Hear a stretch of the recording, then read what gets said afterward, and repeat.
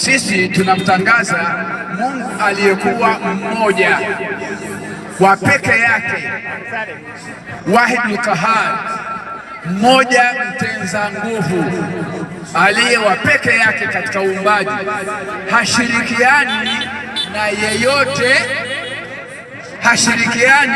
na yeyote kabisa. Yeye yuko peke yake. Na hiyo basi ndiye huyu Mwenyezi Mungu tunayemtangaza, ulimwengu upate kumwelewa, ulimwengu upate kumjua, ulimwengu upate kumwogopa, ulimwengu upate kumwabudia. Alipokuja Bwana Yesu alisema, mimi ni njia na uzima, mtu afiki kwa Baba mpaka mjifundishe kwangu. Jifunzeni kwangu, mjifunze nira yangu, kwa sababu mimi ni mpole na mnyenyekevu. Akawa akiwakuta wanafunzi wake anawaambia, amani ya Mungu iwe kwenu. Maana yake assalamu alaikum. Na sisi ndio tunavyosabaiana leo. Watu wameacha mafundisho sahihi. Ukisoma Wakorintho wa kwanza 11:13 inasema hivi, je, inapendeza mwanamke amwabudu Mungu pasina kufunika kichwa? Ina maana hapana, haipendezi mwanamke amwabudu Mungu pasina kufunika kichwa. Je, tutaenda kumwambia nini Mungu wetu? Kwa hiyo mafundisho kama haya tuyafanyeni kazi. Leo kuna ndoa jinsia moja na inafungwa katika majumba ya ibada, ndoa jinsia moja. Tutaenda kumwambia nini Mungu wetu? Sasa nawaombeni, njoni katika dini ambayo iliyo sahihi ya kumwabudu Mungu mmoja wa peke yake na wa kweli. Dini hii ina mafundisho kila namna. Kila hatua unayoanza nayo kuna dua yake na maombi yake. Kwa hiyo Mwenyezi Mungu ametuumba, ametuwekea kila kitu kina maombi yake. Huwezi kuchukua ombi la huku ukaliweka huku.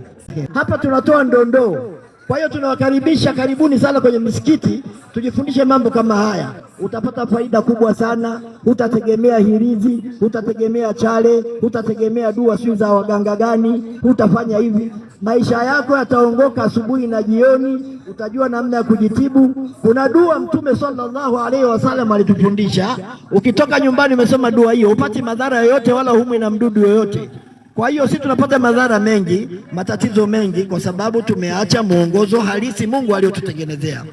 Lakini Mwenyezi Mungu ni mwingi wa kusamehe, na wala tusikate tamaa. Tumuombeni Mungu, lakini kwa mafundisho yaliyo sahihi na kwa misingi iliyokuwa sahihi, ili tupate uzima wa milele. Bwana Yesu anasema kwenye Yohana 17:3, na uzima wa milele ndio huu, wa kujua Mungu wa pekee na wa kweli.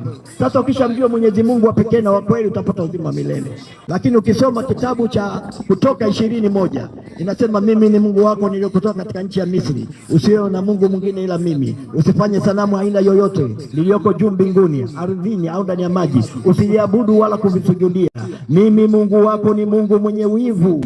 Kwa hiyo jamani, turudi kwa Mungu tupate uzima milele. Lakini tunawakaribisheni, kama mtu amesikia maneno na yamemuingia, karibuni apate kuwa Muislamu, kwa sababu hapa duniani sisi tunapita, lakini kwa Mungu tuna kesi kubwa ya kujibu. Leo watu watatuona hapa kama wenda wazimu, tunapiga kelele barabarani, lakini hili sisi tumejitoa katika zima, kwa sababu baada ya kufa tutakutana mbele ya Mungu. Mungu atatuuliza, mlinifikishia ujumbe wangu? Wale watu ambao watapelekwa motoni na tena hao walikuwa wanajua naenda msikitini kuswali, lakini hawajatuambia lolote. Lakini sisi leo tumejitoa zima mbele ya Allah, tumefikisha ujumbe wako. Kwa hiyo Allah anashuhudia kwamba ujumbe wake umefika. Kama mtu akitaka akayasikia akayafanyia kazi, ni kheri kwake, na kama akapuuza, basi ni hasara kwake, kwa sababu wote sisi ni wafu watarajiwa.